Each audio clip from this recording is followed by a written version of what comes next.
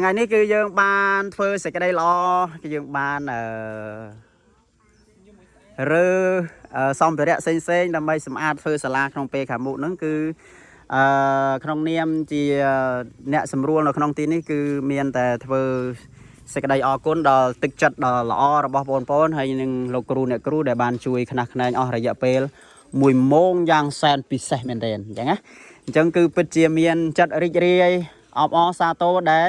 យើងមានធัวសណ្ដោះយើងមានធัวសាមគ្គីពីព្រោះយើងជាជាតិខ្មែរតែមួយយើងជាសាសតែមួយដូច្នោះហើយយើងត្រូវតែមានសេចក្តីសាមគ្គីព្រះសម្មាសម្ពុទ្ធព្រះអង្គសម្ដែងថាសាមគ្គីសាមគ្គីណាំងកាលណាដែលយើងមានសេចក្តីសាមគ្គីទីកន្លែងនោះនឹងមានការរីកចម្រើនណាបើយើងបែកបាក់ទីកន្លែងនោះនឹងមានការអន់ថយអញ្ចឹងធัวសាមគ្គីគឺជាធัวមួយដ៏សំខាន់បំផុតសម្រាប់យើង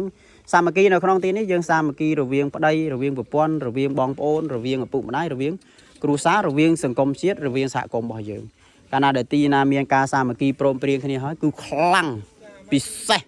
អស់ចាប្រៀបដូចជាយើងស្រឡាញ់បុគ្គលណាម្នាក់បើសិនបើយើងអត់សាមគ្គីគ្នាស្រឡាញ់គេទេយើងស្រឡាញ់គេតែឯងកើតទុកឯណាកើតទុកយ៉ាងណាមិញក៏ដូចគ្នាដែរបើយើងសាមគ្គីគ្នាយើងនឹងមានភាព